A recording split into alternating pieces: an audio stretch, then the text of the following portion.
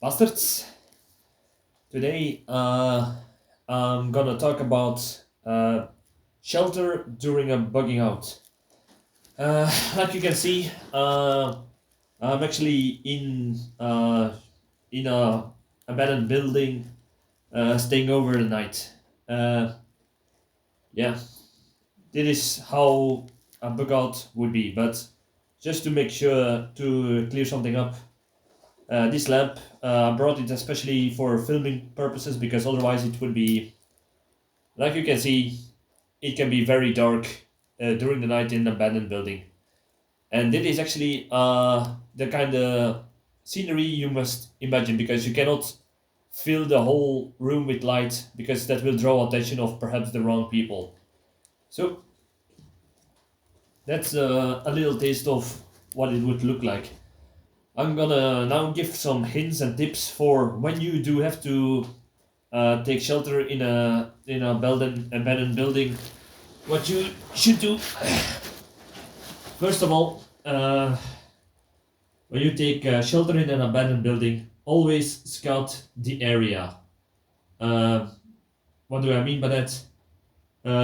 It has several reasons. The first reason is to when how do you say this? When you have to scout the area to see if it's inhabitant. Like, are there people around? Yes, then I would probably advise to not go i- do not go into the building to sleep.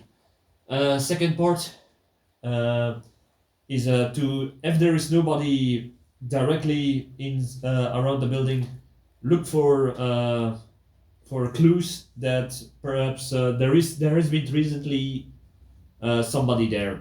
Like, is it a one-time thing or do these people come back multiple times? You can see this by the little signs like perhaps some beer cans, some bottles, or some other things that are still freshly over there. Perhaps some cigarette butts. Perhaps signs of a earlier campfire. Those are the kinds of things you need to watch out for to see if the place you're going to take shelter in is regularly visited. Second thing, look for clues like when you find drug needles, you will know you definitely don't want to stay in this building because yeah, those can be more dangerous. Those can be people of more dangerous nature. Not that I would just trust anyone in a bug out situation, taking refuge in an abandoned building. So always be aware. If it's not at some other person who is taking shelter, it's probably the owner. If it's not the owner, it's probably the police.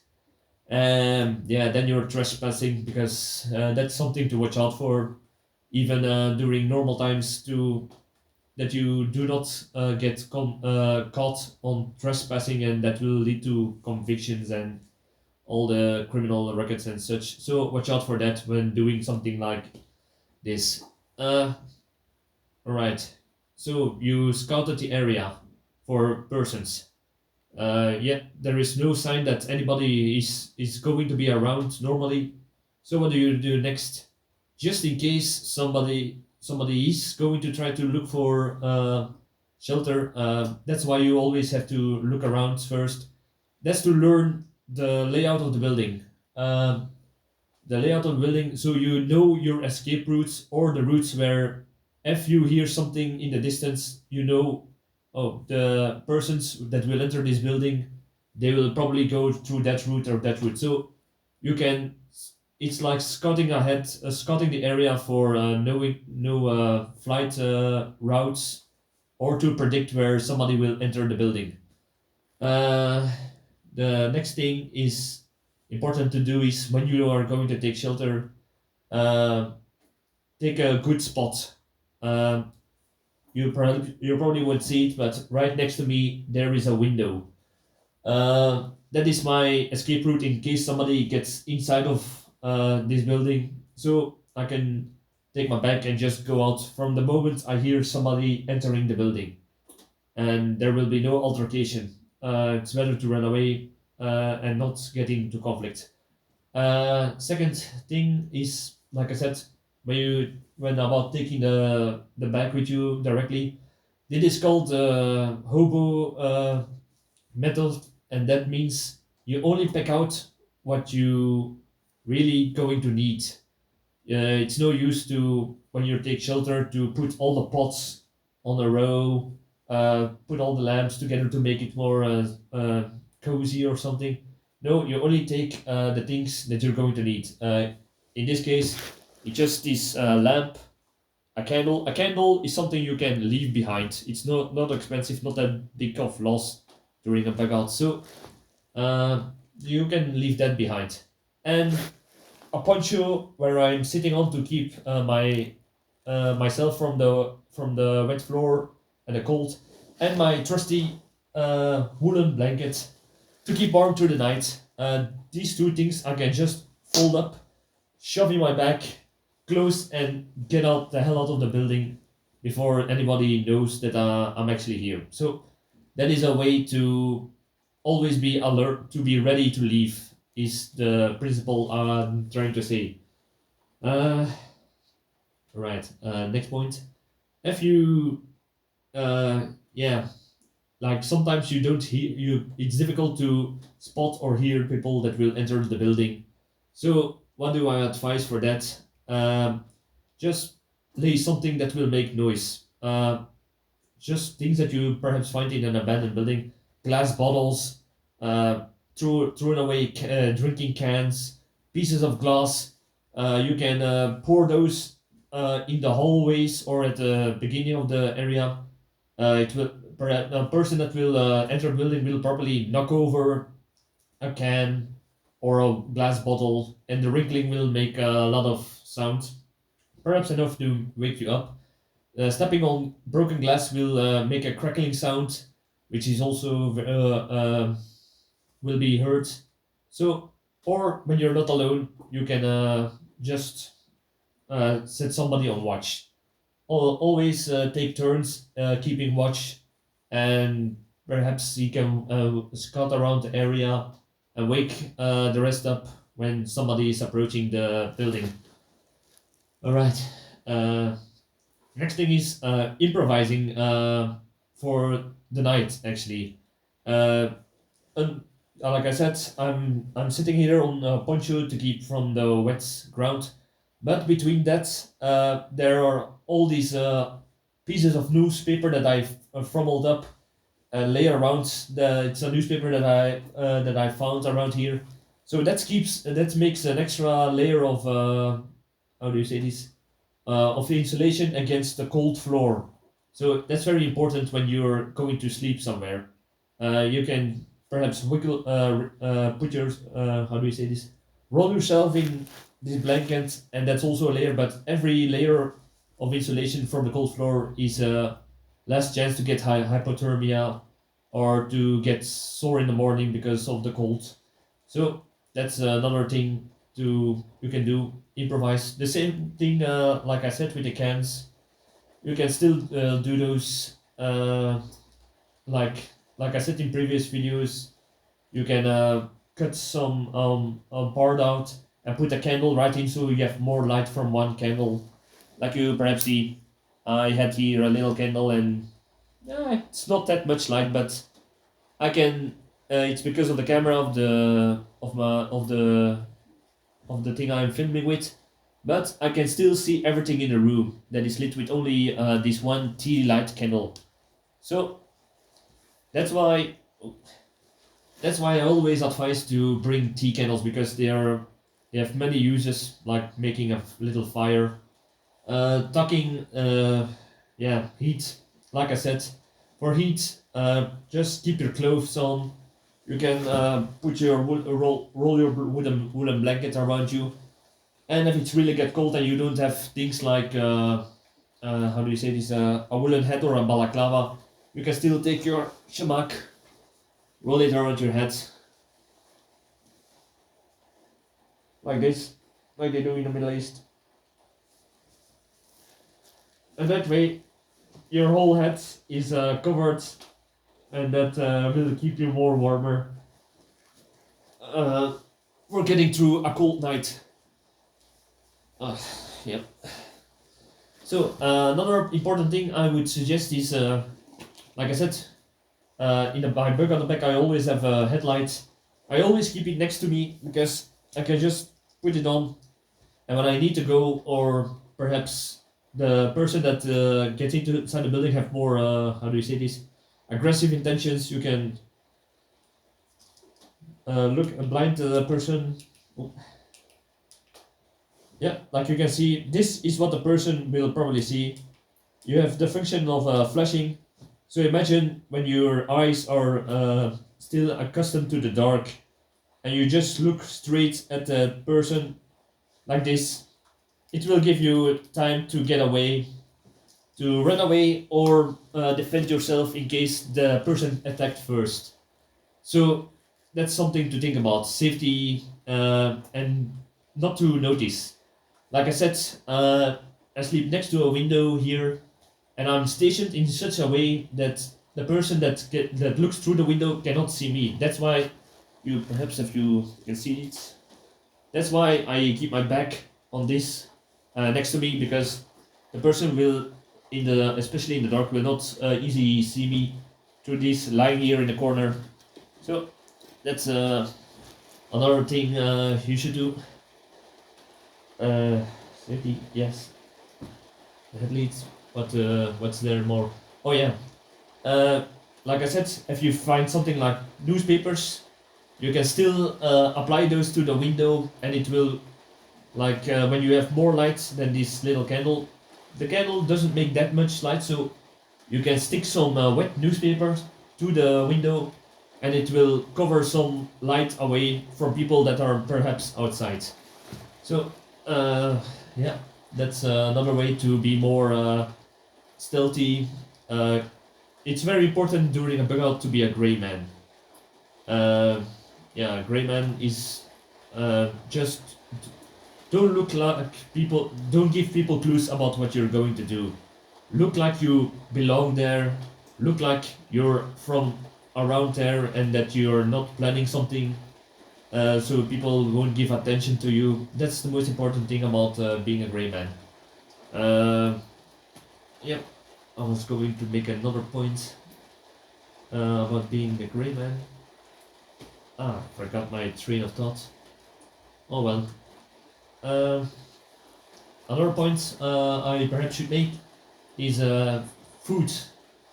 Many people think it's night, it's time to cook some dinner, but I'm of the opinion that it's better to cook when you're outside. It's perhaps better to cook because of the smoke, because inside you cannot make a camping fire, so that's something that goes out.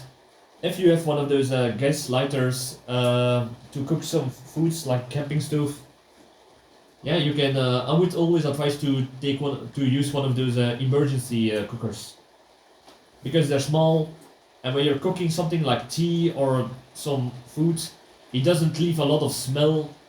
Because that's also something to watch out, because even when somebody is outside and they smell, they don't hear or see you, but they smell something like a cooked dinner, that will draw also attention, especially when during a bug out people are hungry, their senses get heightened. So that's another thing to watch out when you're cooking food.